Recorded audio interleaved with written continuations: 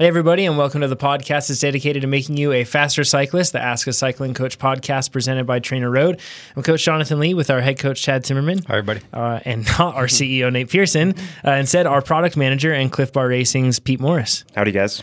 Good to have you, man. Yeah, thanks for bringing in the 200th episode with me. We had a lot of people. There's our special guest. That's right. Yeah. Pete Morris, special guest. A lot of people have. There's been quite a lot made of episode 200 on the Trainer Road forum, forum.trainerroad.com. We just look at it as a number, just like your FTP. You just keep your head down. You just keep your head down and you keep working. You keep turning out good stuff, just like you don't care when your number goes up or goes down. You just keep training, just keep focusing. So this is episode 200, and you can go into forum.trainerroad.com and look for that. In order to find this episode, you'll probably also find people with crazy ideas on episode 200. One of them I want to highlight is somebody said we should do it live, and I'm not sure if they're joking or not, but we are live every week. We should do that. We should do that this week. Let's do it. We're live every week on Facebook and YouTube, and usually it's Thursday at 8 a.m. Pacific, just like we're doing right now. And you can join us on there. You can send in some questions, and then at the end of the episode, we usually take some time to answer those. So pretty cool stuff. One quick thing I wanted to update people on with Trainer Road, with the product itself, is something that now you can, and this has been something that just kind of like slipped by temporarily, but you can share your rides, that sort of a thing. You can share a link to your rides to people that are not Trainer Road members. They can look into it, they can see it, that sort of stuff. It's pretty cool. So it just makes it easier when you're doing a ride and you want to share it on social media, something like that. You can just take a screenshot, that sort of thing, but then you have a link to go with it, which is pretty cool. People can check in with that. And then we also released some videos on YouTube, race analysis video. Two of them. Pete, you were the analyzer, I would say. Yes, correct. And Nate was the question, also the subject and the question asker. Yes. The first one is sag climbing, and I did it wrong. That's the title. Yes, all of that is yes. Yeah. We get to see Nate was racing on a circuit race and trying to sag climb because it's pretty climby. It was very climby. He was trying to sag climb the hills a bit. Did well in some respects with the sag climbing, and then you'll get to see why and how it bit him later on in the race. He did a darn good job of closing it in. He made it close, but anyways, you'll see that one. And the next one is the cost of bad descending, and that's another climby, this time a criterium. Yep. And it kind of had some sketchy turns. Yeah, it was high speed, not the best pavement, so it requires some gumption, I guess. Some fortitude. Yeah. And really wide, high-speed turns. Open. Some guys weren't braking, but it requires a lot of power for half the course and some steely determination the other half. So. And after the descent, you plop down into a short flat section, then it goes uphill to the finish. So how you descend really does matter in this case on that course. And in most cases, it also, like Pete, you're a fantastic descender. You're also a heavier rider. I was going to say it's because I weigh a lot. And you wisely use that to your advantage. Yeah. And it's really cool to see. Frustrating for me to see when I'm behind him, but yeah. No, it's even frustrating in that Merck-style time trial we did. That, I mean, I'm sure you put out more power, but relative to your weight, I'm not sure you did. And you still beat us pretty handily. And he coasted so much more than us. Yeah, no, he did exactly right. It's like, how did that work? We all learned something that day. You coasted more, you did less power, and you still beat us. It's amazing. Then one thing I want to share. So I did like a 2-week racing block down in Southern California. Real deal racing too. Real deal stuff. Yeah. Like a national level Pro XCT is what it's called. And that was some really hard racing and a shock to the system. But I was racing just relatively fresh out of Sweet Spot Base. And something that's interesting with that is the fact that we talked about this. We talked about this on a couple episodes recently. One thing, you have to set expectations. You haven't finished a specialty plan, so you don't expect that sort of fine tuning on your fitness. But at the same time, you'll surprise yourself with what you can do on those sort of races.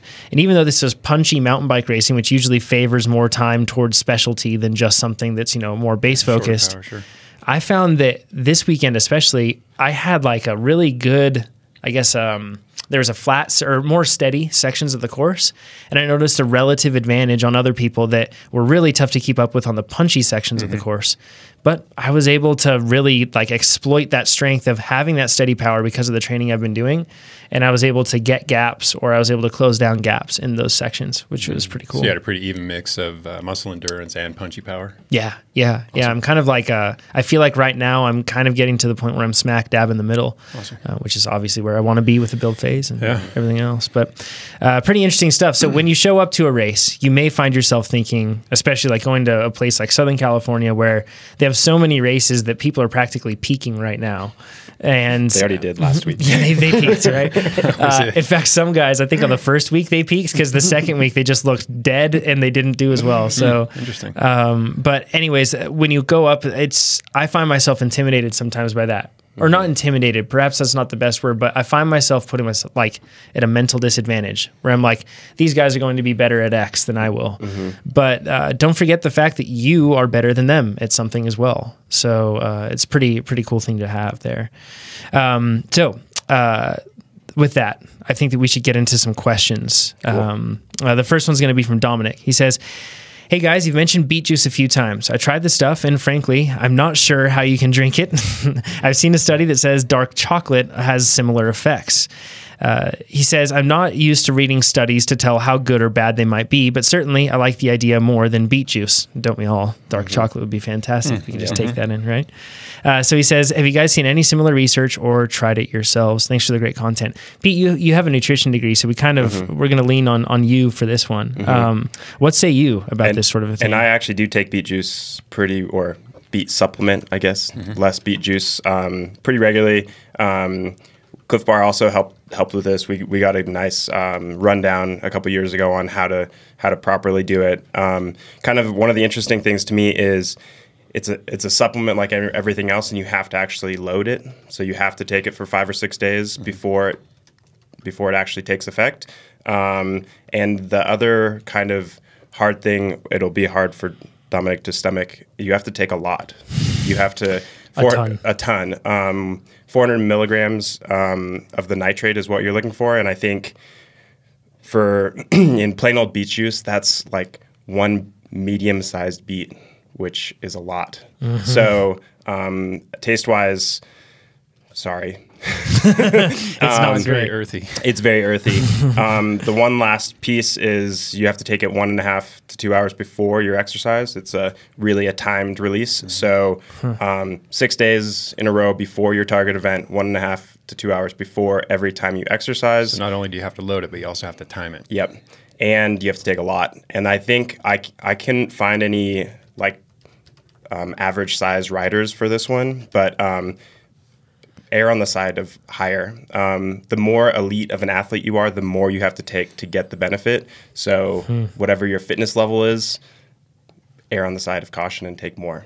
So we're talking like 400 milligrams of nitrates. That's quite a lot, right? It's a lot. I think that's those little beet shots you see in the store. Which are really concentrated. I would still take 2 okay. to be sure. And if we're like juicing beets or anything like that? I think fresh store-bought beets, one medium beet, which is like a couple bucks, is enough for 400 milligrams. Okay. So it's a lot, right? Yeah. Like it's a sizable amount.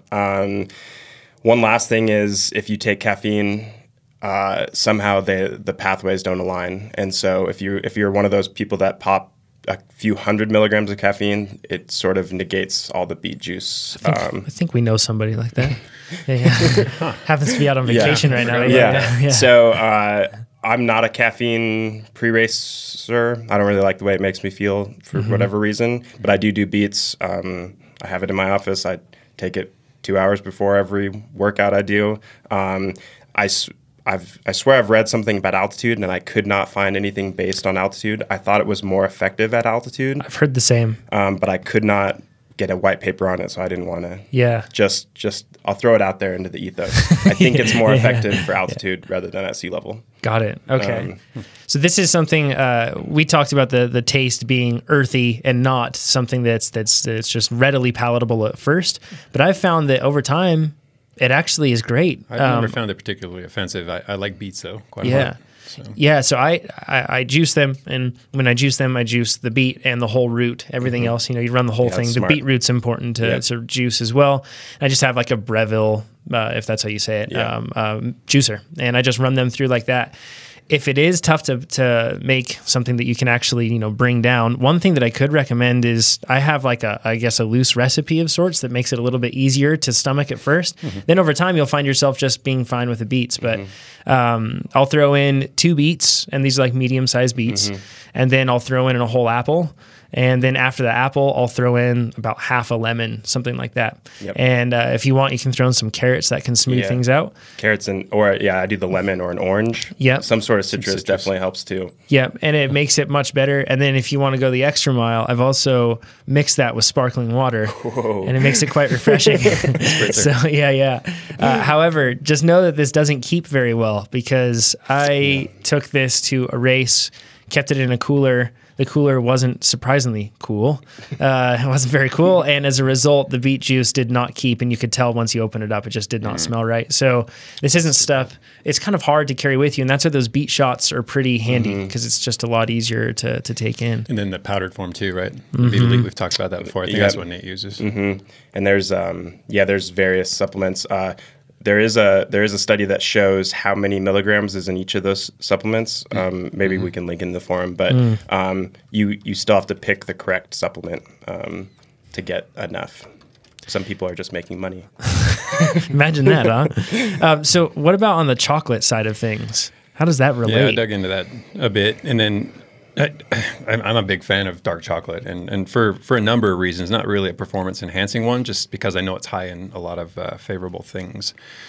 So first off, when we're talking about dark chocolate, what are we talking about? It's simply a high cacao count, or percentage, which typically I've seen people cite as low as 60%, but I think most people will agree more on like 70% cacao or higher cacao.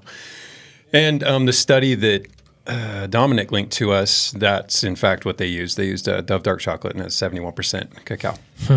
So first and foremost, it's high in antioxidants. So regardless of any performance enhancement, you do get certain, in fact, the antioxidant content has been touted as being higher than most fruits.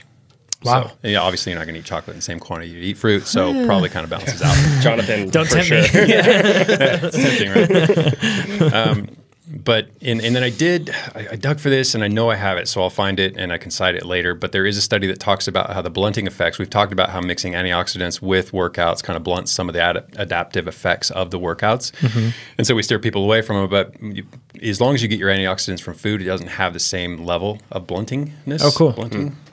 So keep that in mind. Getting your antioxidants from food might not negate some of those benefits. So you could maybe find a better balance there. Nice. I didn't know that. And then another thing it contains is the polyphenols, which presumably also convey antioxidant effects. It's a contentious issue whether or not they do or don't. And then flavonols. So, and this is where you get overlap with the beet juice because of the nitric oxide. So, and then what the nitric oxide does is it stimulates arterial walls, what the flavonols do is stimulate the arterial walls, so the inner linings of your arteries, to produce the nitric oxide. And the effect that has is it relaxes the arterial walls, which causes, better blood flow, hypotension or reduced blood pressure, and supposedly reduces the oxygen cost of working at submaximal performance levels. So we're talking subthreshold type of stuff. And as a side note, flavonols can actually supposedly protect against sun damage. Another nice little benefit. And then on top of that, back really good for cyclists. Back to dark chocolate, high percentage of the RDI, or the recommended daily intake of certain micronutrients, contains a fair amount of other in particular, theobromine is another vasodilator, so same effect really as the nitric oxide. And then caffeine, which might fly in the face of some of the benefits of the nitric oxide that we were just talking about. And it has been reported to have positive benefits on cholesterol levels, raises the high-density lipoproteins, the HDLs, protects the LDLs, which, we think of LDLs as bad cholesterol. They're not necessarily so, and they do become definitely bad when they become oxidized. So that's a threat to your heart health. But dark chocolate can also reduce insulin resistance, which seldom, if ever, a bad thing. Yeah. And it can improve blood flow to the brain, so higher levels of cognition. You feel a bit sharper, similar to caffeine.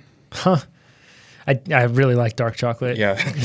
Jonathan's eyes just lit up during this hard whole. not to. Favorite topic. And on top of it, when you have the cacao percentage that high, it's lower in sugar. So some of the things it does get condemned for are, toned down a bit. Yeah. I wonder if cacao drinks will become a thing, like for cyclists. I think I've actually seen some now that I think about it, but. And I wonder like the whole process of when you actually process the beans and the denaturing that goes on as you go through that, I wonder how much it, changes it, or it'd be interesting to know. Cause I mean, if they're testing something with Dove, I mean, no offense to Dove, but chances are it's probably not something that's really, handled in it's probably a mass-produced bar, that sort of thing. It's the Mars company, right? Yeah. So they produce a lot of products. Yeah. So I wonder if it's from like a higher quality one, then it would be different. And I guess while we're kind of on the subject of caffeine, yeah. so maybe we should we say a should. bit of things. Pretty awesome. Ryan from Verve Coffee. If you've ever been to Santa Cruz, that region, San Francisco, really the larger Bay Area or the greater Bay Area region. Alto. Yep. Really cool coffee houses that are very cyclist friendly because almost everybody there is a cyclist, which is really cool. Trainer Road listener or Trainer Road user. So uses Trainer Road and also listens to the podcast. So good to talk to you, Ryan. And also thank you for sending. Thank you so much. Yeah, Very thank you. generous. Yeah, all these guys, so much stuff. Pretty If cool. there's anything I like almost as much as beer, it's coffee. And I probably drink more coffee than beer. But I do. Good to know. Yeah. Cool. So let's get into Scott's question. He says, I actually have two questions. 5 years ago, I weighed 449 pounds. I dieted down to 378 pounds and started cycling. 2 years ago, I had bariatric surgery and now weigh 210 and have been racing Cat 5 criteriums for the last year. I hope to move up to Cat 4 Masters this spring. And he says, I've used Trainer Road since December, and I'm now going on to week 4 of the criterium plan. I'm having trouble reaching target power on the short VO2 max intervals of 15 to 20 seconds. I can't get up to that power that quickly, it seems. My teammate said it's probably because I have a majority of slow twitch muscle fibers because I can make the power numbers and then hold them, but it takes me 30 to 45 seconds or more. Are these quick intervals something I can train for, or is it something I'm not physiologically built for? And then he has a second question, but we'll touch back to the first. Just to state the second one, he says, my second question is about nutrition. Because of my surgery, I need to stay high protein and low carbs. From what I've read, this is the opposite of what I need for cycling. Is there anything I can do with a high protein diet to optimize it for cycling? So I guess jumping into the first part, talking about these short, hard efforts, he's saying that it's hard for him to reach those peak efforts in a snap, that sort of a thing. He says that he eventually can get there and hold them, but we looked at this and it didn't really add up. So we dug into, in this case, we dug into Scott's profile. Scott, forgive us there, but we went deep into it. You gave us your username, so you gave us permission. One of the luxuries. Yeah. Yep. And we looked at the sort of riding you do inside, the sort of riding you do outside, all that stuff. We looked at it all. And we have a few different things that we wanted to share with you. And hopefully what you can learn from this one is that when you go through this process, hopefully we can teach people basically how to self-analyze. When you find yourself at a certain point of deficiency, maybe we can share with this process, you can apply something or similar principles, and then you can figure it out. So I guess, Chad, do you want to start off on this one? Yeah, I have a number of things I want to touch on. First off, anytime it doesn't add up, like I said, we have the luxury of being able to look into your profile and actually analyze your data. So be warned. As long as you give us your username, then we do that. Otherwise, we don't do it. Yep. That's true. Yeah. But this sort of thing happens all the time, and this is kind of the benefit of having data from a coach's perspective. Is when our riders are complaining that I'm not getting any faster, I'm weak in this, and I should be strong in this, or just for whatever reason things aren't going as that rider would like them to go. We can actually peek at the data and say, well, here's why. Here are a number of reasons why, or at least why we think why. First off, and this doesn't relate to the lack of performance in the short power realm, but we did notice it's been quite some time since Scott has reassessed. And that's not necessarily that's not the biggest deal if you're progressing your training in some way. It seems like he's riding quite a lot outside. That's worrisome in its own ways because we know the more people ride outside, the more they get away from structure. Yep. Typically, that doesn't benefit them.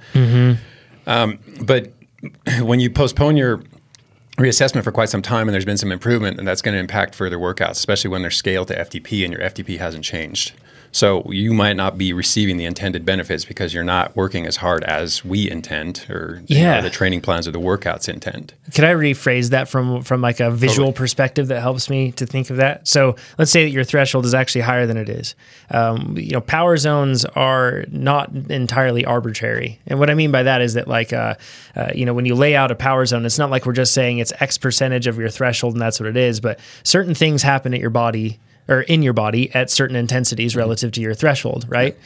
So when we're talking about putting you in a specific spot to train, if you don't have an accurate fix on where you're at with your threshold, then you may not be getting the intended benefits of that workout because you're not spending the time necessary in that zone. Could be working a little too hard. Most likely you're working a little too easy because your fitness is improved, but you're still working at these same percentages. So you're not actually driving adaptation. You're not providing a sufficient stimulus. Yeah, so that's why we've talked about, assessing as frequently as a plan suggests, which is usually every 4 to 6 weeks. Or if you feel that you need to reassess, whether because you feel it's too hard or too easy, the ramp test makes it really easy to do that. You can also take different approaches. Like, for example, if you feel like you're on a good trajectory, we talked, I think, last week about like upping it like 3 to 5 watts every few weeks, something like that. You can try that. I would recommend with those sort of tactics, you really have to have a good fix on your body and what's going on. Yeah, it's better reserved for more experienced riders who understand that, no, that just made that workout too hard. Yeah, and you really have to be able to filter through the variables because you have to understand if it was just the bad food that you had the night before or the bad sleep that's affecting it. Yeah, sure. Plenty of things. But that's why we feel like it's critical. And in this case, it does seem like... reasons. Yeah. Another is that the longer you postpone this reassessment, you're getting an inflated TSS value.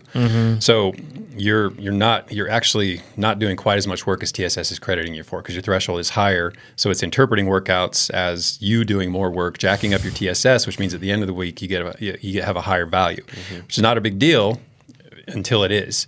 Because eventually when you do reassess and now your FTP is accurate, your TSS, your weekly TSS, your weekly training stress is going to plummet.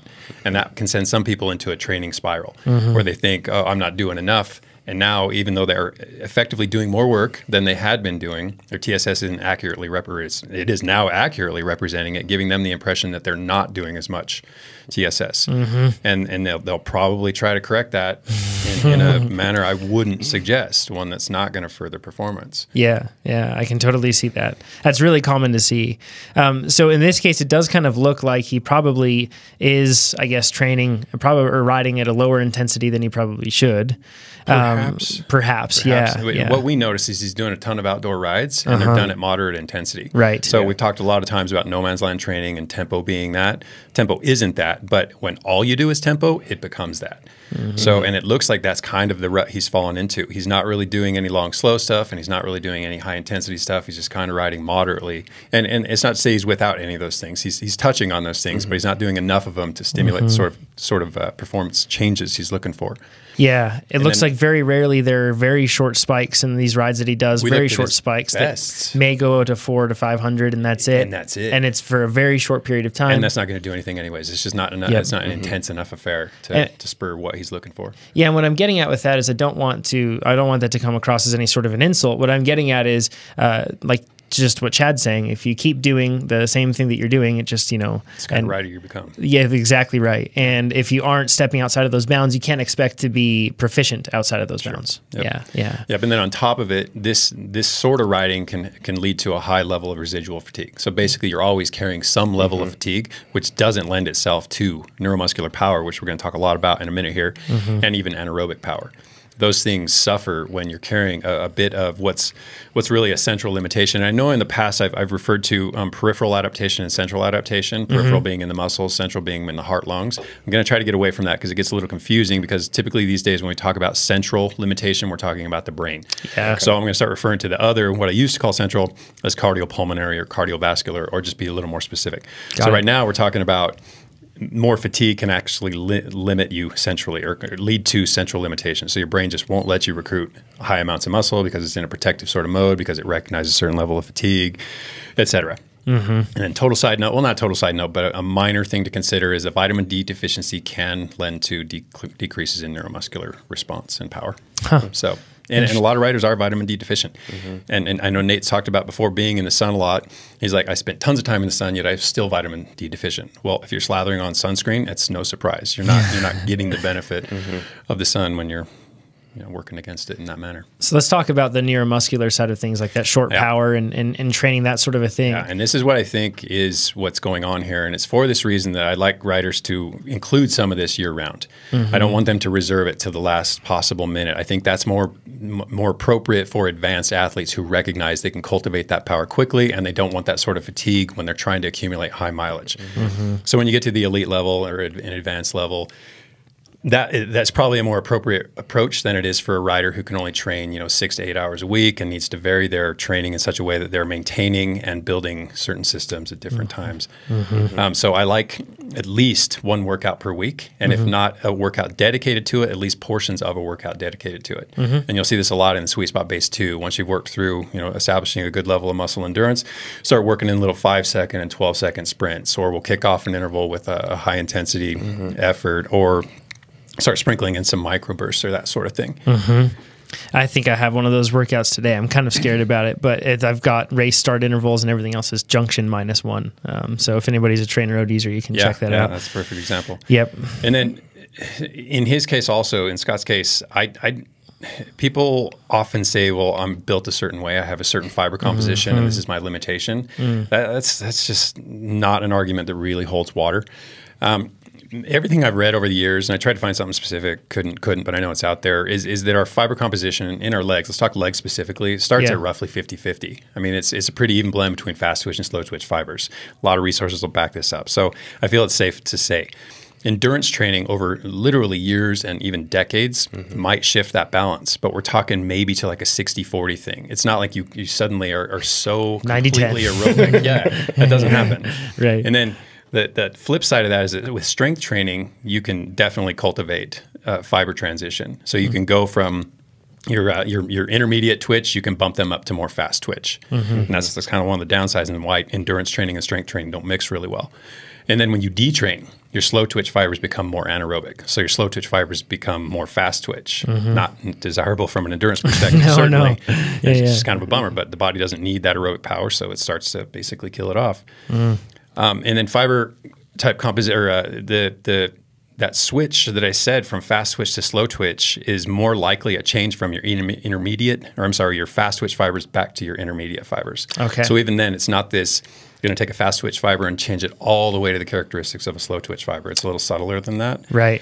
And it's thought to be minimal. I mean, it's still argued whether this happens or not. And there's probably the strongest argument against it is that what is the most malleable is our mitochondrial content. So our aerobic capacity within each cell, whether it's within each muscle cell or muscle fiber, regardless of whether it's slow twitch or fast twitch. And what was really interesting is one study in particular pointed out that the content of the mitochondria in the fast twitch muscles, so our strength muscles, was twice as high as a mitochondrial content in the slow twitch muscles, the more aerobic muscles of untrained athletes. Wow. So highly trained athletes are chock full of mitochondria, even at their so-called strength fibers. Yeah. So even if, take whatever fiber composition you have, we're really talking about mitochondrial density and efficiency at that level. That's the argument against it, yeah. And it's not even an argument against it. It's true. So they're saying that it's really changes in mitochondria and not actually changes in the fiber and other changes in the constitution of each type of fiber. I feel like with you, Pete, prior to becoming a pro cyclist or racing pro criteriums, because I guess technically you're just a Cat 1. Just a Cat 1. Just a Cat 1, measly Cat 1. I know that you were like, I'm a sprinter, because against the people that you were racing against, you were an effective sprinter, right? And then there came a shift, I'm sure at some point, you've mentioned this before, but a shift where you're like, I guess I'm not a sprinter, at least at this, the most elite level in the country. A high level sprinter. Yeah, and I can still put out good sprint numbers. If we're riding around the block, I can beat most people in a sprint. But in a race, I'm not that kind of sprinter. I question too whether you are or not, because you're kind of along the lines of Scott. I don't know how much training you do in terms of neuromuscular response. Because if you did target that, could you actually cultivate a pretty mean kick? And I used to sprint a lot more when I was winning races by sprinting. Yeah. Right? So that's how it goes, right? It's a cycle. And we're gonna try to sprint more around here, right? Yeah, we are. Okay, on perfect. Wednesdays. This folds in perfectly to the next point I want to make. Yeah. So if exactly. you don't train it, it's not magically there. Yeah. Not typically. There are some riders who are predisposed to certain types of riding, and that may be a natural strength of theirs, but it doesn't mean, I mean, you were naturally a good sprinter until you weren't, until you reached that point where the people who were also naturally good sprinters actually trained their sprints and became really good sprinters, which left you in the dust, left you to pursuing different strategies, different tactics. Yep. So there's a thing called the Henneman size principle, which just basically says you'll recruit fibers in the order of the force demand. So whatever load is placed on the muscle, you'll start with the most easily recruitable and the weakest, relatively speaking, fibers and work your way up. Gotcha. So there has to be a big demand on the muscle to even recruit the fibers that you're trying to train. And in Scott's case, he's not doing that. So why would they be active? Why would they be contributing to the workload at any point? Yeah. They're never being communicated. Yeah, if they're never fired. Yeah. Why would you ever work them, right? So you have to train neuromuscularly. You have to strengthen that connection between your brain and your muscles. And you have to do it in a manner that becomes increasingly specific to what you want to achieve. You can't just go out and do hard 30-second sprints and expect to have really high 5-second power and vice versa. Yep. Yeah. It's interesting because when you talk about like 60, 120, 240-minute efforts, there's much less change. But then when we talk about, the shorter the duration, the more granular it becomes, the more variable in terms of the demand on your body. Like you said, 30 to 50-second sprints, very different deals, right? Yes. So what sort of, let's talk about the actual training to bring about this sort of adaptation. So let's first talk about what we're trying to achieve. What this neuromuscular adaptation entails, and then we'll talk about how you go about achieving it. All for it. So again, neuromuscular training, we're just talking about how well the brain and the muscles communicate. So when we train neuromuscularly, the type of training, that specific type of training, what we're going to talk about in a minute, a number of things happen. And one of them is that you increase muscle fiber recruitment. There are just fibers that were dormant, that weren't being communicated with, are sitting there underutilized or unutilized. Yeah. So we try to establish those lines of communication so that we can recruit them. So that effectively increases the motor unit pool. So more muscle fibers are ready and willing. Got it. And then those motor units or those fibers actually get stronger. That's obviously not a bad thing in terms of maximum power. And you actually can probably more via strength training than on the bike training, but increase the number of fibers. So achieve a level of hyperplasia where you're actually adding muscle fibers. And then there's, I can't remember if this is the exact term, but motor unit cycling. And basically what it is, whether that's the right term or not, is that the more fibers you have, the better the more endurance you're going to have, even at high power, or especially in this case at high power levels. So the fiber fatigues, it drops out of play. Other fibers come in to replace it because, again, you have a wider or a vaster pool of muscle fibers. Sense. Yeah. So increased endurance. Spreads the load, so to speak. Yes, exactly right. Yeah. And then there's less neural activity necessary. So your brain basically doesn't have to work as hard. So it's greater efficiency. And that's an important thing. I mean, both in terms of central load and how much it takes your head out of the game, and in terms of even glucose use for your brain. Brain's a glucose hog. And so if we can trim some of that usage a bit, that's going to benefit what's available for the muscles. And I think of like the most brainless moves that I've seen on a bicycle, and they're always during a sprint. It's like when people start sprinting, it just turns off, and then just if there's any time you need to be sharp, it's during a sprint. And then you can increase the fiber synchronization, how well the muscles fire to the very specific end you're trying to achieve, how well they do that particular job. And you can decrease inhibition. So the muscles that would work against those muscles, so the antagonists, get less and less involved in basically protecting the joint. They learn this movement pattern is learned so well that they are better and better at turning off and letting the driving muscles do their jobs. Yeah, you'll see that a lot of the time with a person when they're not used to sprinting and they first start sprinting, you can almost see in their body muscles pulling this way and this way at the same time. And just nothing's coordinated. It happens. And it even happens to me if I go a long time without sprinting. Fatigue will bring you back to the point of and fatigue too. Looking like you don't know how to sprint. Like you never knew how to sprint. Yeah, so that's not pretty. That coordination side of it. It's called pedaling squares. I mean, it's ugly. That coordination side of things is really important, but it's also the reason that I'm pointing this specific part out is because I feel like it requires some sort of patience. I feel like a lot of people are whether it's vanity or whether it's just concerned about what other people think of them, whatever, how you want to tie those in. A lot of the time they'll be like, yeah, but I look weird when I sprint, or I don't feel natural, that sort of a thing. Or they look at someone else and say he's naturally a good sprinter. No. You should have seen the 100 sprints he did before this. Exactly. At some point, that rider, he or she didn't look great, but said, oh, I've actually got a lot of power. I'm going to work on this. Whether it was a conscious decision or not, they worked on it more and they got really good at it. Yeah. And then just another adaptation is something called rate coding. So an improvement in rate coding, which is just how quickly a muscle twitches. So between slow twitch and fast twitch, there's a difference in how quickly the muscle twitches. If you can improve how quickly your fast twitch fibers twitch, the more frequently they twitch, the greater force they can generate. So as that rate coding goes up, so does your ability to create a lot of power at once. So all of this is just to a single end, and we're trying to teach our muscles to fire more quickly and to do it more forcefully. Yeah. And that's where I think Scott's lacking, and that's where anybody who doesn't train a sprint will lack, at least at some point, once they ascend to a point where they're going against people who do train this sort of thing. So the question then becomes, what do you need to do neuromuscularly? And first off, if you're trying to train this sort of response, this sort of brain-muscle communication, it's best to do it with the most, best to limit the amount of fatigue that's on board.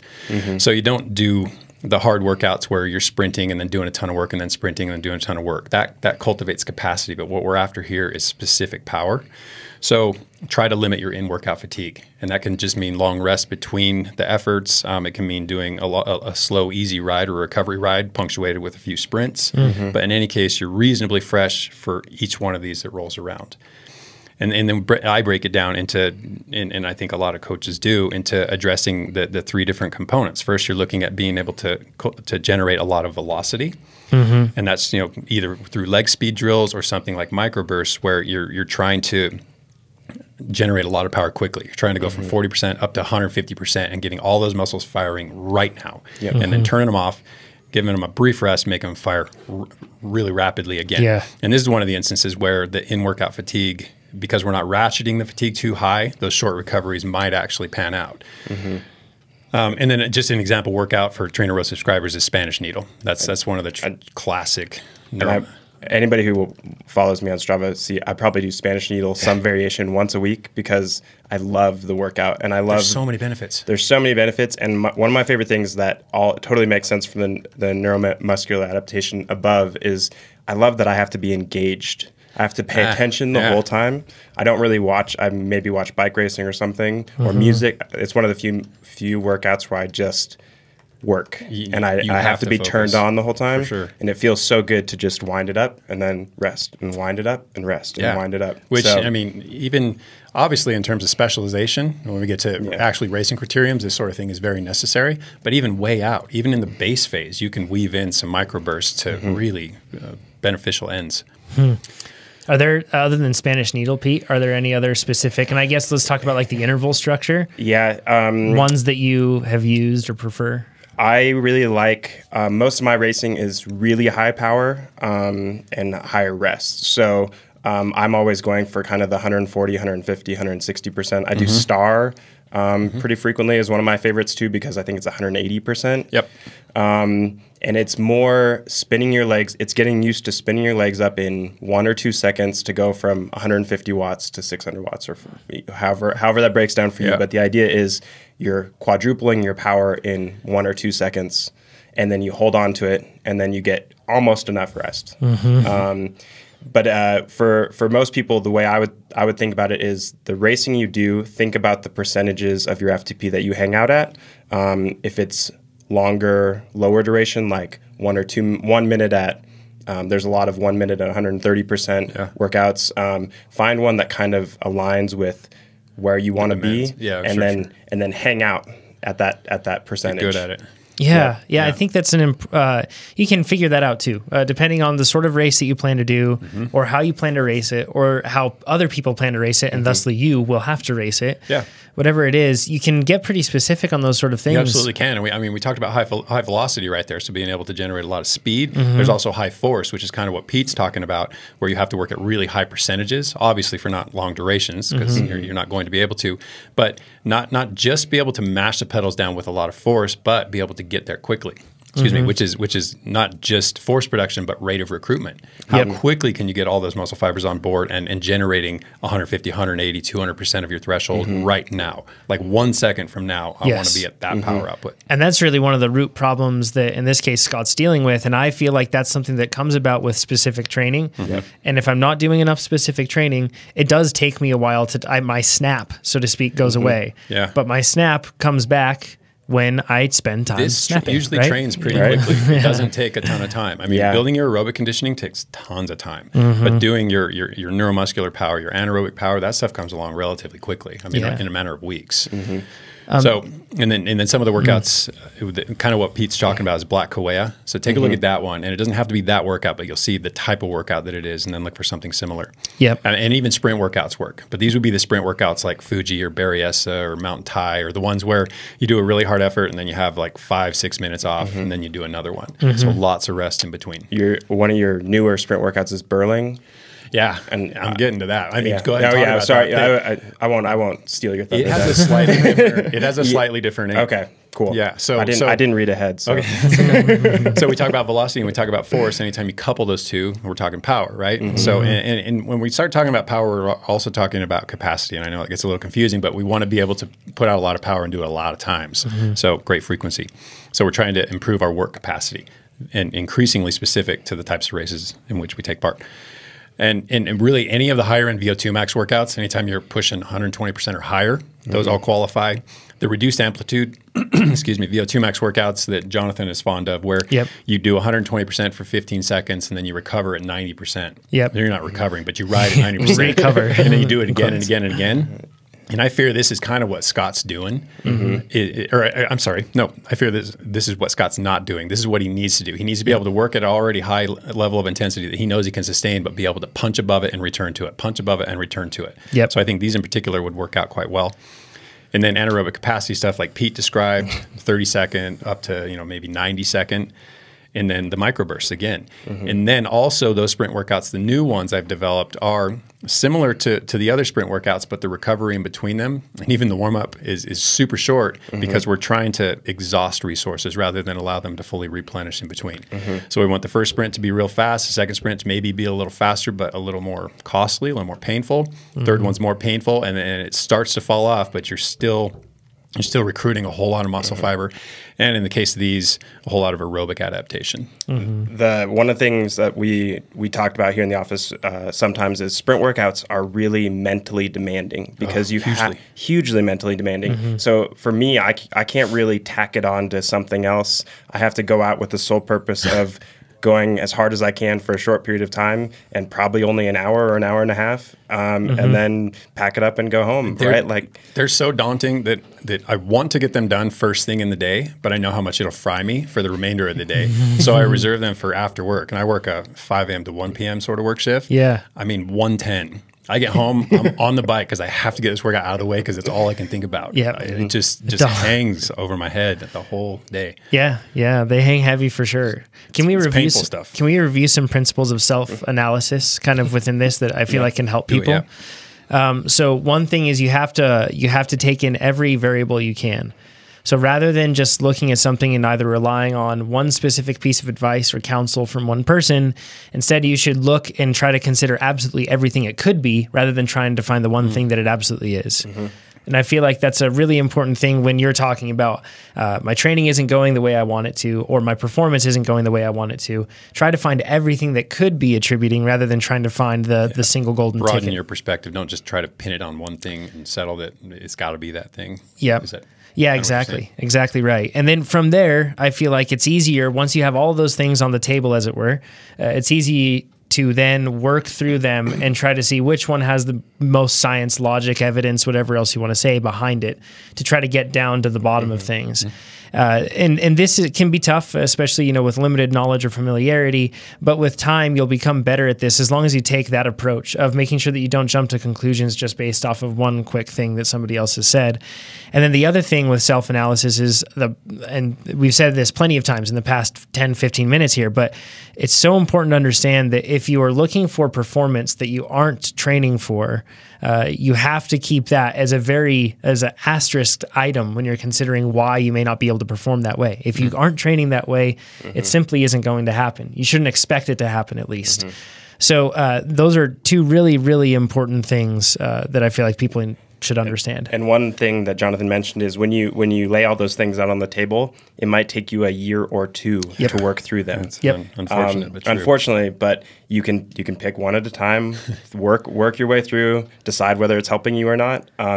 And it takes a long time. Yeah, cycling is one of those things where everything takes a long time. It's not wasted time. That's the good thing, because when you've worked through each one of these things, you've learned something. You've probably trained through something. You've made progress. It's not as if you've just checked something else off the list. Now you have a lot of other things to do. Remember that through that process of training and trying to figure out what's driving the true change that you're going after, you are making progress every time you do that. So, it's something that I feel like I'm constantly doing this for different aspects of my performance, always searching. Pretty much you do it forever. Forever a learning process. And I think that's part of the training process. And I know some people just like to say, tell me what to do, and I'm good. And within reason, that's fine. Yeah, good till you're not. Yeah, but I think everybody, no matter what plan they're following everything else, we always talk about how to listen to your body, pay attention to performance, and make these small changes that then make you a better cyclist. So I think that it's a good thing to consider. Yep. And so that addresses the first part of his question. Second part, we're going to keep really succinct. Just the nutrition end of things, that's a tough one because he's high protein, low carbohydrate. Yeah. And whether it's high fat, low carbohydrate, it's low carbohydrate. That's the only thing I can focus on there because low carbohydrate typically translates to low power. When it comes to sports where you have to be able to do what he's trying to do, which is generate high power. We're talking sprints here. We're not talking Ironman bike split speed. No, we're talking basically anything above 80%, unless you're fat adapted, anything above, or if you are fat adapted, then above 90%. But even fat adapted athletes have severe limitations because of their lack of carbohydrate, which is why most of them do cycle in carbohydrates, cycle them into their diet, which is what I would recommend here. I don't know, based on his situation, if that's an option that's on the table, but if it's not, you kind of got to understand that you're never really going to have that sort of power if you can't fuel the muscles that create that sort of power. Right. Yeah, and you can step it in, start with a small amount, see pre and post workout. And this would be involve your doctor in this. Yeah, definitely. For sure. Absolutely. And push the envelope a little bit, not even push the envelope. Start to open it. Exactly. A little bit at a time edges. and see if you start feeling a little better. It should be painfully obvious. You go, wow, I feel way different today on the bicycle than I have in the past. And it'll be night or day too in terms of trying to generate. Because I mean, did he say what his threshold was? No, he didn't mention it. Okay, but either way, it's 600 watt efforts were the high end of things, and even with a 200 watt threshold, that's only. I mean, that's 300%. That's quite a lot, actually. But sprint power, I mean, we're talking 5-second power. It's not unusual for people to be over 1,000 watts and not really have a great sprint. Yeah, that's and honestly, when it comes down to I think the last thing I kind of want to dispel is when it comes to numbers in sprinting. And peak numbers and comparing yourself to others with numbers, that sort of stuff. There are plenty of people that I sprint against that have more peak production, I guess, capabilities than I do, but I could outsprint them. There are plenty of people with less that outsprint me. It really comes down to how that sprint unfolds on that course in that specific way, and of course everything that we've done leading up to that and all that stuff. But while it's fun to see big numbers, in the end, your goal is performance. Yeah, you can really. Excuse me. You can really dissect a sprint and decide how you want to train that sprint, or if you're going to capitalize on a strength that's already there, or if you're going to minimize weaknesses and maybe train those. But different types of sprinters excel at different types of finishes, play their cards appropriately because they know, I can't launch at 300 meters, so I'm going to be dead at 150 to go. Versus the guys who can launch at 400 meters. Sure. Yeah. Exactly right. Andrew's question. Jump into his. Move on. He says, I raced in a practice crit over the weekend, and while I was happy with how it went, I locked in my assessment of the course where the wind was in each section and where I could easily move up after about 2 laps. So he's talking about it took him 2 laps of kind of figuring out the course. Yeah. It was a short 30-minute crit around an office park, but even in that short time, it seemed like the wind conditions changed. Specifically, it seemed like the wind died some during the race. I didn't really register these changes in real time, and he says, I think I would have raced better if I had been more adaptable. Do you have any suggestions for cues that I should reevaluate parts of the course, or, and he says, forgive me, he says, and how I should do that and adjust my strategy later in the race? So I figure we can address this directly, then take a more principle-based approach at this one. The first part, when I think of with wind, because the wind will change. Yeah. Anybody that thinks that wind is going to stay consistent the whole time, you need to understand exactly wind. Like this. Yeah. Direction changes, the velocity changes. I mean, gusts happen. Yep, wind changes nonstop. So there may be, a predominant direction, that sort of a thing, but still it could switch on you, especially if you're doing something like an urban crit, where you have buildings or you have maybe a very densely wooded area, that sort of a thing. You'll get swirling winds and you'll get vortexes that just, you have a headwind everywhere, basically, so it's tricky to do. I think a lot of it, there's subconscious cues. And then there's, more visual cues that you can see as well. And when I think of the subconscious ones, I feel like we become pretty good weather needles, so to speak. We're pretty good at feeling the wind on our face. And when I say we, I mean just us humans. You can start to perceive where that wind is coming from. You'll notice a lot of the time riders will carry more tension and perhaps lean their head into the wind. You may be doing that when you're riding. When that wind's coming onto your left shoulder, you may be leaning into it a bit. I think it's a hallmark of an experienced rider, because I see so many riders early in their competitive careers that just don't understand. I mean, they line up single file. They just hug that wheel as closely as they can, regardless of which direction the wind's pelting them from. They don't get it, but over time they start to think less about exact placement and more about what they feel, what they're feeling. The thing that I think of is, if I'm not attacking or pulling at the front for a very specific reason, I should be hiding. And I should not be feeling that. So I'm paying attention to subconscious cues like I talked about, but then the visual side of things, like you just mentioned, Chad, the formation of the riders. If I'm riding and I don't know where the wind's coming from, but I see the riders stacking in an echelon in a specific way, that sort of a thing, then that will give me a cue and say, oh, okay, everyone's staggering, backward toward me, but the first rider is way on the left, the last rider is way on the right. Makes me feel that the wind is coming from the left. You can see it in front of you, and if you're an adept enough rider to be able to look behind you, you can see it happening behind you too. So if something's taking place in front, but you just don't have the mental presence to process it, and you can look under your arm and see riders are fanning out to the left of me, yet I'm hugging this guy directly behind. Maybe I should fan out to the left as well. So I mean, there's a lot of opportunities to figure out where the wind's coming from. The other side is flags or any sort of tapestry, I guess, or you can use plants, trees, that when you see the wind moving it in a specific direction, look down the course and see those sort of things. When we rode the bike course a portion of the bike course at Ironman Hawaii on the Queen K, you could see coming down the mountain on these big grass open fields. Back from Hobby. Yes. Oof. You could see like a wind. It looked like a train, like an invisible train ripping down the mountain. And then when you would come across that section, you knew that you were going to get blasted and it would nearly take you off your bike. Did not disappoint. Lived up to the hype, that's for sure. So you can look at those sort of things too. But I kind of view it, if you've ever gone sailing, I don't know if you have, but sailing is never let's set things up and then we're good here. Sailing is a constant, it's an endeavor of constant adjustment and constant feedback and constant moving and changing. And that's really how you should be when you're cycling as well, You can tell great riders by, there's a lot of upper body English when there's headwinds and tailwinds where people will sort of riders will not brake and sort of lean out into the wind or tuck down, and you can see someone who's moving their upper body pointedly to take advantage of things. Sit up a little taller. Bit taller, and you'll just pay attention to who's moving with some purpose around you, and that's the person that I would be closest to. That's a top-notch skill to acquire too, is relying less on your brakes and more on the wind for braking. Rather than scrub off speed, just sit out in the wind, slide back in. Learn something like that, it'll pay massive dividends. And you even there's a lot of body English you can do to not touch your brakes. Subtle changes, sure. Subtle changes. When John was saying you can feel it on your face, your body is really adept at telling what the wind is doing.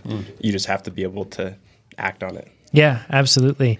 So I guess getting into a bit more of like the principle-based approach with this one, with adapting, I think that in an ideal world, we always set out the plans like, okay, this is exactly how the race is going to go. But what makes you a successful bike racer is your ability to, it's being able to improvise right there in the moment. Roll with it. And being able to either have the skill set and the knowledge necessary to be able to improvise, right? Yeah. And that's something where when you're talking about tips and that sort of thing, I feel like it really comes with experience. So in this case, watching the race analysis videos that we have is a good way to accrue experience without without expending any TSS or kilojoules. That's a nice thing. That's to do. a resource I didn't really have when I was racing competitive or racing quite a lot 10 years ago. I mean, you couldn't just dig up whatever race you're doing that weekend and find the Cat 4.5 version, the Cat 3 version, the Masters 123, the P12. Yeah. That's all out there now. Yeah, it's really helpful to have. And you can see how different people race. So then when you find yourself in a foreign situation, you may have a point of reference because you got to see that sort of a thing. Yeah. But also, whenever you have a chance to ride with a group, try to mix it up. Try to figure out whatever scenario you're in and play around with things. And if you do that, it'll be surprising how much stuff you can learn. Yeah, you should learn all the time, right? All of us learn all the time. I never don't take away something from something I'm doing. Right. Yeah. Next question. This one's from Manoj. Says, hello, excited to be in the second week of your base plan. Awesome. Good to hear and good luck. Says, at the end of my first week, I was tempted to ride outside and on an uphill segment, a grade of 2.5%. I was more comfortable in a smaller gear and mentioning small ring in front and second small cog in the back and felt I was climbing faster. I always thought to climb fast, you needed to be on the bigger gear combinations to generate more power. And I want to correct what he says power there. Really, he's talking about force. And we'll get into that in just a minute, but which I was doing earlier and used to run out of gas as I reached the top. He says, my question, does the base plan aim at making you a faster rider by using the smaller gear combinations only? So excellent training plan and enjoy the trainer session. So I guess the question of quick cadence versus slower cadence, we get a lot of cadence questions, but when you're climbing, which one is I guess more efficient is really what we're getting at. I guess the first thing to take care of is chances are if you're just 2 weeks into the training plan, we haven't had a profound effect on your style of riding. Probably not any really, just acquainting you with getting on the bike in a consistent manner. Beyond that, stuff takes a little more time and motor learning in particular, which learning to spin more fluidly, more quickly, less wastefully, et cetera, takes time. The whole the idea that the wires or the nerves that fire together wire together, that doesn't happen overnight. Certainly doesn't happen in a couple of workouts, doesn't even happen in a couple of weeks. But I mean, to some extent it does. It's a gradual process, but you're not going to notice anything too obvious quite that soon. It's going to take a little more consistent practice. Yeah. And the other thing that I think of, I see a lot of people, like, especially when you're new to cycling, you end up vacillating wildly. And even on the same climb, you'll be try to push a really heavy gear and then you look back and the person's, lighting fires back there with their legs because they're spinning so quick, happens a lot. But I think that the main thing that you have to understand is your goal is performance, right? And to be putting out more power on that climb within the realm of your limits, right? And when you're talking about that and performance, you're really talking about, it comes down to force and speed and how those two interplay together. Yeah, and the extreme of both of those doesn't favor anybody. There's no rider who can mash a huge gear effectively and no rider who can spin 140 RPM and make it work over a long duration. Yeah. So, but the area between them is really quite wide. I mean, some riders are excellent at 80 RPM and can make that work. And it depends on the type of racing too. And then some riders, 90 is the height of it. After that, it starts to deteriorate. Some are comfortable at 105 and make it work really well and can do it for hours on end. So, I mean, first off, just understand that outside of the extremes, there's a pretty broad range of what will work. Yeah, and I find that most people we find generally gravitate toward, when they're climbing a probably slightly lower cadence than they would in a normal scenario. Typically. So you're talking anywhere from 80 to 95, somewhere around there is usually what you'd see. Yeah, because what we're trying to achieve here is an even or a favorable distribution between speed and force, how hard we're pushing the pedals and how quickly we're turning them over. And this is, again, with training, you'll not only home in on that, but you'll also start to discover or you'll trained in such a way that you're the same way that you're going to apply it. Yep. So you get really good at 90 RPM, regardless of what the power output is. That'll probably carry really well to the outdoors as well and to your racing. And then if you decide 90 RPM is probably sapping me a little bit in terms of force, I find I have to eat a lot and I'm running out of gas at the tops of climbs, et cetera. Yeah, Maybe you'll try you can feel it. 95, 100, yeah. But there is a different muscular toll based on how quickly or how rapidly you spin. Like Jonathan was talking about, the slower it is, the more force it is, the more fast twitch fibers, the more sugar you burn. It's really that simple. And that can be trained. We talked about the fast twitch fibers can become more aerobic, but it's still a relative fuel hog. Yeah, yeah, absolutely. The cool part too about this is that remember that there is no one specific cadence that works best, and you need to stick at that. I find myself in climbs, I basically I juggle with those two things, right? I'll say like, okay, this is higher force, lower speed. I feel like I need to change things up slightly to maintain the same performance. So I switch and I'll drop a gear and I'll pick up on the speed. My force drops off a bit. And I feel like it's a good way to be able to manage kind of the effort. Sure. And as a mountain biker, especially, maybe less for road riders, but certainly for mountain bikers, you have to have a really broad spectrum. You have to be able to drive high power at 70 RPMs seated. Yeah. And all the way up to, spinning 120, 130, depending on what your gearing is and what sort of descent, should you be able to pedal on descents, et cetera. Yeah. One of the last takeaways I think is, as someone who pays attention to hills, preferably going down them, but if I have to go up them, I always know about how long a hill is going to take. And then you kind of meter your effort based on that. So if it's a shorter, steeper climb, I know I can stay in a bigger gear, power up over it. If it's a 10, 20 second climb, I can do that. If it's anything longer than that, I just can't. I can't roll into it with a big gear. I won't. I could walk at the top, Right. But a longer, steadier climb, actually, even though I'm a grinder on the flats, higher RPMs work better for me for longer, steadier climbs. Yeah. It's paying attention to what climbs you're actually tackling is important. You can't sort of make a cookie cutter and say this works for everything. Yeah. It's this cookie, this cookie, this cookie, this cookie. Yep. So yeah, it's all unique. Yeah. Chris's question. He says, when is the best time to calibrate your power meter? Every day. He says, all the days. Says, I have a Stages crank-based power meter and a Wahoo kicker also. The kicker advises that you ride for 10 minutes prior to calibration, which I tend to do if using the kicker inbuilt power to control my workouts. However, he says, ruins the ride and warm up, really having to stop and calibrate. I typically will calibrate my stages before every ride. Recently, I've noticed that when I have forgot to calibrate and calibrated later into the ride, the numbers seem to read differently. That's probably because it wasn't calibrated until then. He says, I guess as long as I'm consistent when I do this, it doesn't matter. However, I was interested in your thoughts on what you guys do or recommend for consistent power data. So first things first, with the power meter, you calibrate every ride. Every ride. When you calibrate, depending on your power meter, you may have to drop if it's like a Stages, you have to drop that crank down to 6 o'clock, the 6 o'clock position, and then unclip from your pedals entirely and calibrate. Which with the Stages would be non-drive side. Yep, exactly right. And then with some power meters, although it's becoming much less common with crank-based power meters, the ones that are actually into the Spider, in most cases, you don't have to orient the cranks in any specific way. Just make sure you're fully unclipped and make sure that you are calibrating And then. the D0, correct me if I'm wrong, Quark's D0, does it just with 5 back pedals? I think so, but I think that that's something they still recommend, just doing the 0 calibration.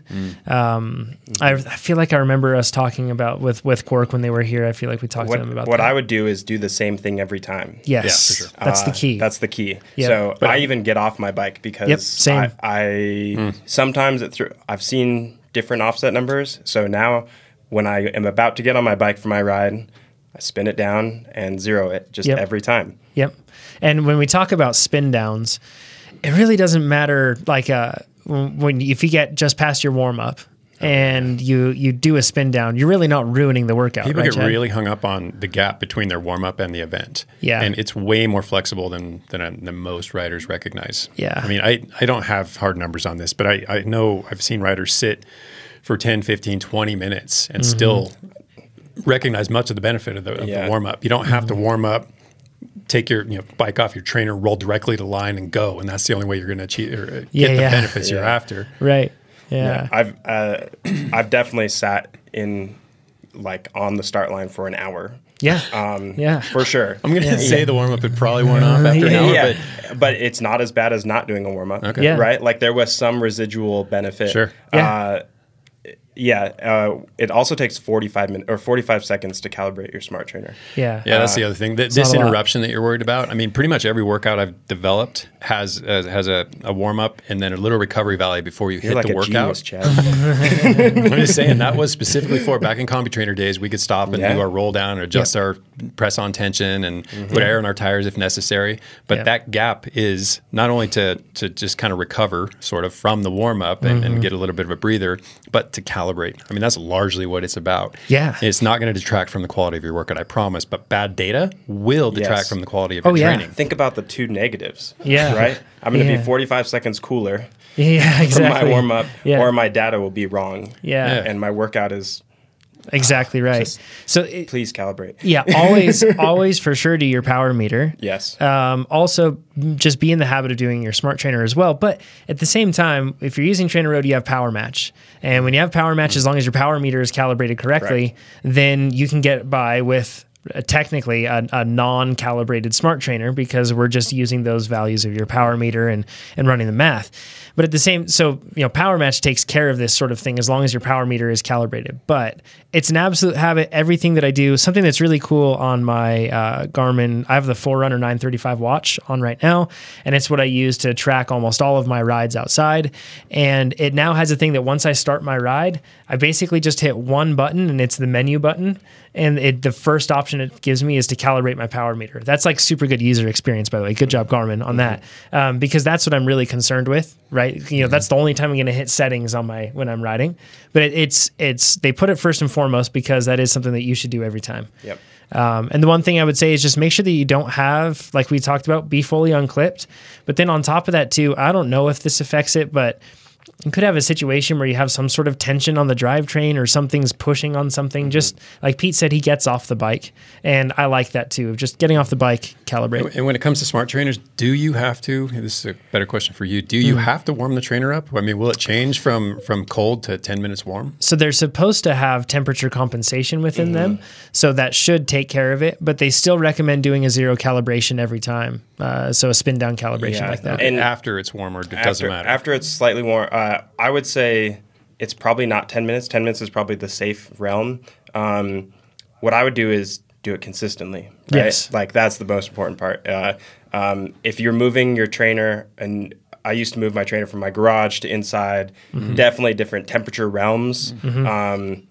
It's too easy. It's a fail safe where I guarantee not to ruin any data. Yeah, just like a power meter and a smart trainer, they have temperature sensors, and they're supposed to be able to compensate for that. But they still recommend doing a zero calibration, and I've still seen different values. Directly hop on the bike. Haven't even started your workout yet. Do both calibrations, or just a single calibration, depending. Yeah, and then go. So you don't have to even interrupt the workout. Technically, you don't. You shouldn't have to. I should say. But I think that the advice from those trainer companies is still to do it once it's been warmed up, because I believe that that's the best way for them to cover themselves and make sure that everything is right. Yeah, it gets rid of outliers. And exactly right. Yeah. So it's the way to do it. So calibrate your power meters every time you ride. Calibrate your smart trainers every time you ride. It will make for better data. It's an easy fail-safe. Right? Totally. Yep. Greg says, "Hey gents, Above and Beyond 5-star podcast, reviewed on all the podcast apps I use. My question is about hydration, specifically sparkling water. Is there a difference between sparkling or flat water as it pertains to hydration? I know that pure water is not as hydrating as water that has various salts in the solution." And I think that what he means by pure water is like distilled water. Or maybe just water without sodium. Yeah. Sure. Yep. He says, "I really like to mix in sparkling waters, no sugar of any kind, natural or synthetic, just slightly flavored with," and he says in quotes, "organic natural flavors," whatever that means. He says, "as drinking plain water, or even with recommended amounts of scratch mixed in." And he says, "It can get boring to the point that it's a challenge for me to take in enough water overall. So in a like-for-like comparison, is there a hydration difference between sparkling or flat water? Thanks, guys. The podcast is really, really top notch." So the interesting thing on this one, well, I mean, all of us are big bubbly water fans. Yes. I think Pete's even experimented with creating his own flavors. Yes, you get bored sometimes. Yeah. So we're all into that sort of a thing. We've there are plenty of rumors about sparkling water that we've heard too. Yeah. So I guess we can kind of get into that. Pete, you looked into this one, right? Yeah, I dug into this one. It's pretty interesting. There's a lot of kind of nonsense out there about sparkling water when it really comes down to nonsense. Yeah. So one of the big ones that I've heard over and over is that it causes osteoporosis. That's from a bunch of studies about 25 years ago, but it was all cola-based studies. And so it seems to actually have to do with cola and caffeine and kind of other ingredients that were in those drinks, not necessarily the CO2, which is kind of what everybody thought it was. So CO2 is still safe. Yeah, it's amazing how a study, nutrition-wise especially, a study that makes a bold claim sticks around forever. Yeah, it does. Yeah, it does. So especially if it's if it's shocking. That's all it's they need. shocking. And I can think of a few things less harmful than CO2. I mean, that's one of the byproducts of aerobic metabolism. Our bodies expel it all the time. Yeah, yeah. It's not some But your bones, toxin. Chad, your bones. So one of the interesting things is it's exactly the same, right? It's water. It just has carbonation in it. So it hydrates exactly the same for volume. One of the interesting things is that, or over and over, most studies cite that overall volume consumed of carbonated or sparkling water is less than flat water. So you technically are getting the same amount of hydration, but you're drinking less total water because of the space it takes up in your gut. So yes, it's exactly as hydrating, but you might not be drinking exactly as much as you would have if it was flat water. One of the only negatives I could find, I looked pretty hard, was depending on what those natural flavorings are, some of the waters are more acidic based on those natural flavorings, and the only negative connotation I could find with that is that it actually affects your teeth. It can Hopefully it's not pamplemousse. Grapefruit. I hope not. We could test the pH of that and find out. Yeah, let's figure it out. But anything with a slightly acidic flavoring, we're really. I'm searching for some negative thing about sparkling water, but it could have a negative impact on your teeth. I've definitely drank San Pellegrino on a ride before. Yeah. Pour it directly in your bottle, and then you shake it up, and then the top pops. The top pops off. It's the best. Celebration. It's fantastic. So one of the things, the only thing I would say is I drink it on the way to races. I drink it. I drink a lot of sparkling water. Yeah. Make sure that you're drinking the right amount, right? Like, don't underhydrate based on the volume that you feel in your stomach. Hydrate the same amount you would with still water, and you'll be exactly in the same boat. Yeah. No downside, except for living that sparkling water life. Put that one to bed. I'm gonna start running it in all my bottles. It's gonna be much more interesting. Tom says, excellent app, excellent podcast and app, easily 5 stars for both. Thanks, Tom. You can leave those ratings, by the way, on iTunes, the Google Play Store, any of those other spots. If you feel like we deserve 5 stars, that would be great. If you don't, just let us know what we can do. Send us a message and we can improve it. He says, my question relates to happiness. I've seen a decent amount around the endorphins that are released after workouts and their effect on happiness, but not an awful lot on the reverse. So how happiness can have an impact on training. Is it as simple as happier makes for, and he says in quotes, better, or at least more effective rides? And can happiness actually have a negative effect on training or racing through overexertion or overconfidence? Is there any science to back up the answer? Cheers, chaps. And he says over to Chad.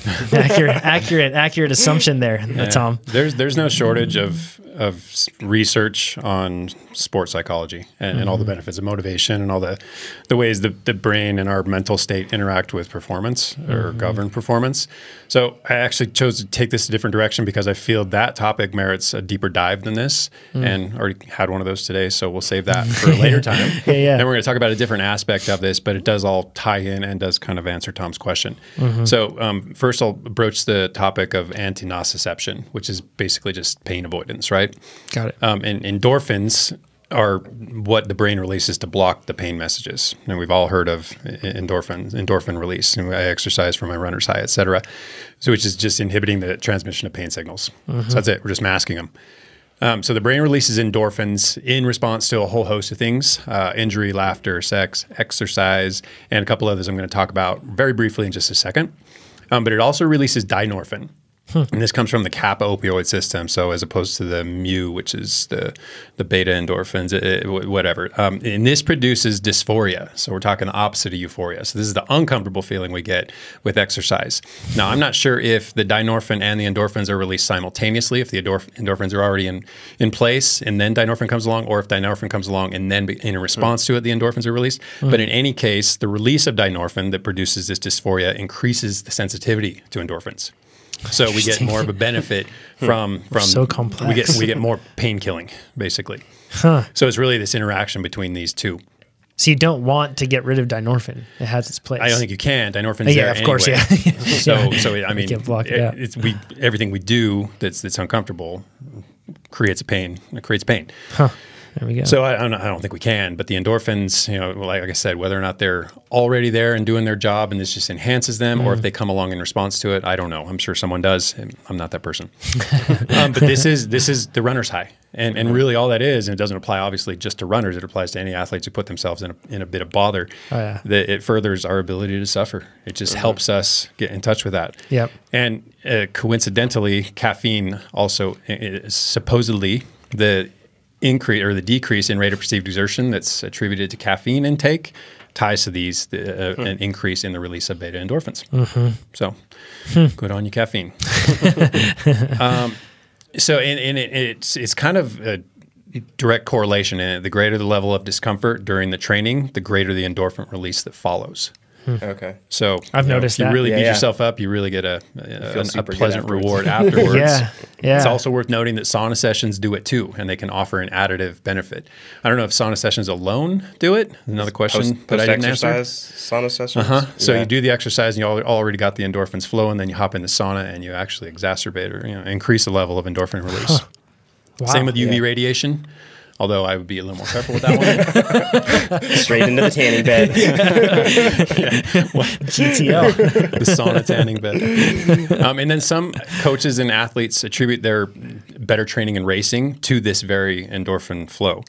So they'll say, and I've noticed this, I don't have science to back it up, but from personal experience, I have better Sunday races when I thrash myself on Saturdays. And some attribute that to the fact that the endorphins are still fully in effect. Yeah.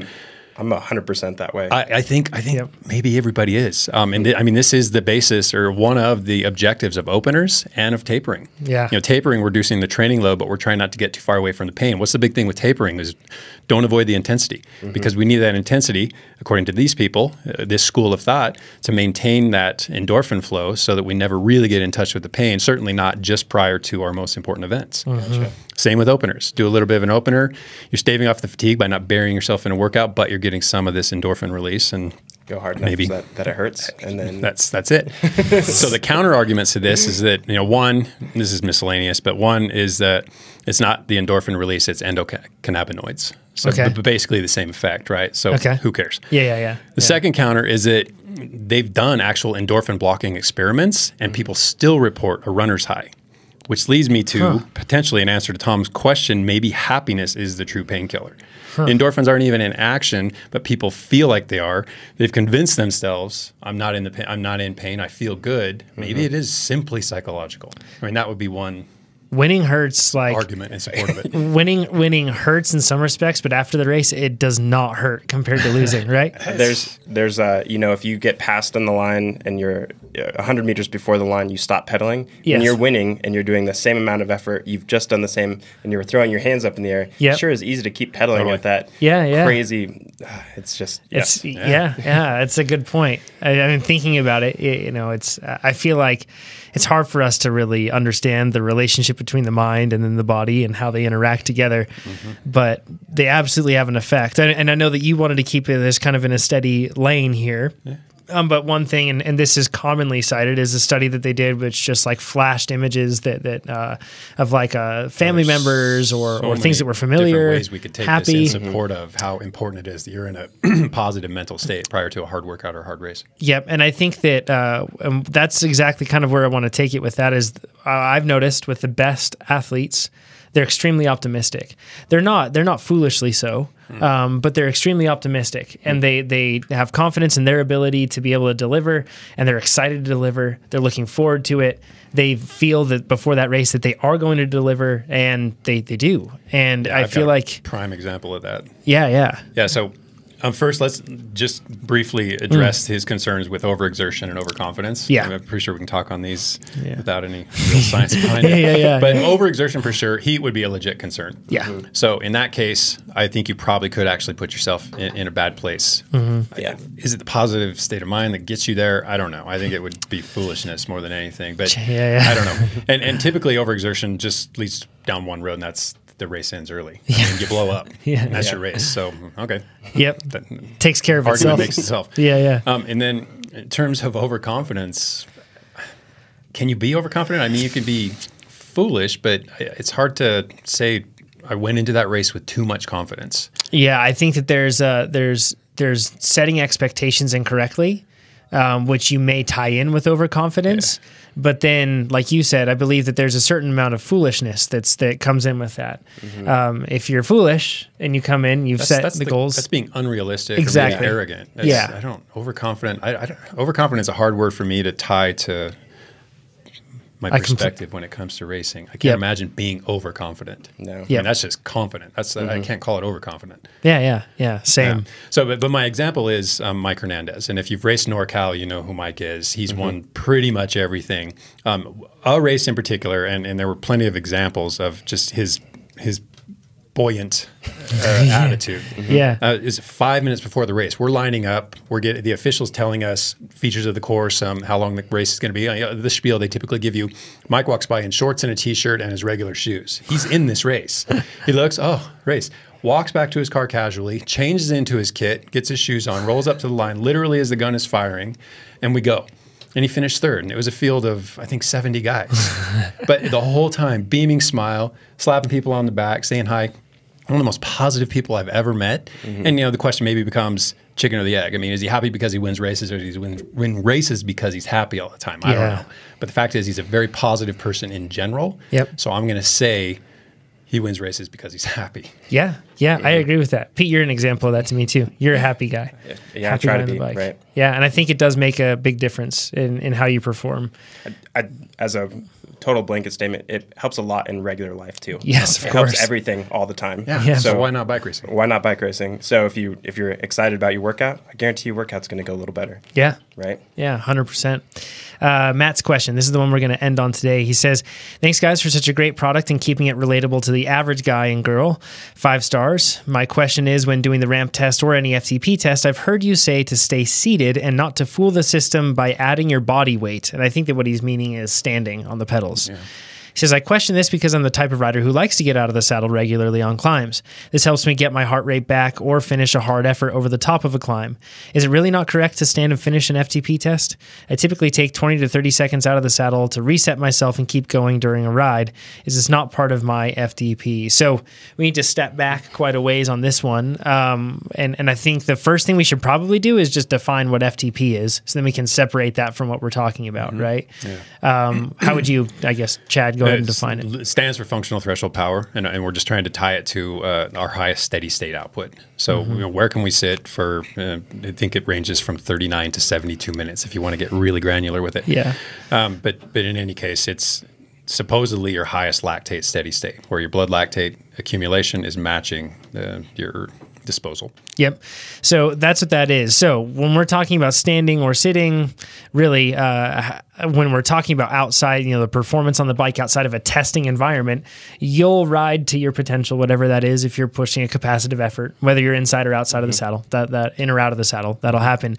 But when we're in a testing environment, we like to control variables. And when we like to control those variables, that's why we suggest specific ways to kind of go about things. Yeah, we're trying to minimize the impact of things that don't fold into estimating what is truly sustainable. Yes. Yeah. So would you say that that's like anaerobic contribution, that sort of stuff? Yeah. And in the different formats, I mean, if you do an 8-minute test versus a 20-minute test, there's greater anaerobic contribution with the shorter efforts than there is with the longer efforts, being the 20-minute. When you do a ramp test, because there's going to be anaerobic contribution during those waning minutes, plain and simple. Yep. And honestly, I'm not sure how much you can inflate it by really going full gas over that last minute anyway. I think the problem there is that if you save yourself for getting out of the saddle for a final minute, then the 2 or 3 minutes that preceded that were probably not as hard as you could have made them. And you probably could push beyond that minute if you would have just stayed seated and tried for another couple of minutes instead of that one all-out full gas effort. That's where when we get into the practical application of this advice, I find that if a person is like, I'm good now, but I'm saving things because at the end I'm going to stand up and I'm going to thrash this. Quitting early. Yes. You put an artificial limit on the test. Yep. Right? Because you know that you're going to do a specific thing for a specific amount of time. It's not, I don't think it's going to yield the sort of numbers or as a reliable a number as it could as if you had just stayed seated and gutted it out. In many cases, I actually feel like it probably would yield a lower number for a lot of people. It might. Yeah. Yep. That's exactly what I was just saying. Yep. Yeah. And it's not consistent, right? Right. At the most basic level, if we want your training to be consistent based off a consistent number, we want you to do a consistent thing. Test consistently. Yes. And then you can train consistently. And it's definitely not about like body weight influence. We're not talking about throwing your weight into the pedals. We talked about force and speed earlier. That's always bothered me when we talk about body weight, assisting on climbs, et cetera. I mean, we're moving around a fixed axis. One leg's up, one leg's down, but we're bound by a fixed axis. It's not like walking up a hill where one leg is supporting the body, then the other leg is supporting the body. They're constantly working in tandem. Yep, exactly right. And when you're talking about that, once again, back to the force and speed thing, it's really, you're going to be producing whatever that power is. And if you're putting more weight into those pedals, you have a physiological limit. You'll bump into how quickly you can spin them at that level of force. So it's not like... And once again, remember, when you stand out of the saddle, it doesn't necessarily mean that you're putting out more power. Right. It might mean that you're putting out more force, but it does not mean you're putting out more power. And those things are very separate. It just kind of flies in the face of what we're trying to achieve with an FTP assessment. Yeah, because it's really not about the number. We're not trying to game the system. We're trying to see where your fitness is at that moment. Wouldn't you rather your next 10 workouts feel perfect than get a different number? That's what I always come back to. And it doesn't really matter what it says. It matters what your next 10 workouts are after that. Yeah, exactly right. And it would be a bummer to get a number that's holding you back and you're not training where you need to be. Exactly. I think that it's pretty hard for people to overassess. I always question if that's even a possibility with something like the ramp test. As long as you're following everything, then it should give you a good number. So I don't think that that's necessarily the concern, but see lots of folks that perhaps put too much emphasis on the number and not emphasis on the solid training thereafter. So, well, I think that basically covers it. We've had some issues with the stream today, so I'm not sure how many questions we'll actually have, but I'll cut in there and see if we can find any. But thank you for joining us on the live stream, by the way, for doing that. Hopefully it can be fixed up before next week. It looks like not many questions are coming through. So we'll leave them to you guys to submit them at trainerroad.com/podcast. You can do that all throughout the week. You can check out everything that we're doing at trainerroad.com and head over to forum.trainerroad.com and you can see all that we have going on there, the discussion going on, constant discussions. It's an awesome place. So thanks for joining us, everybody. We'll talk to you all soon. Thanks, everybody. Thanks, guys.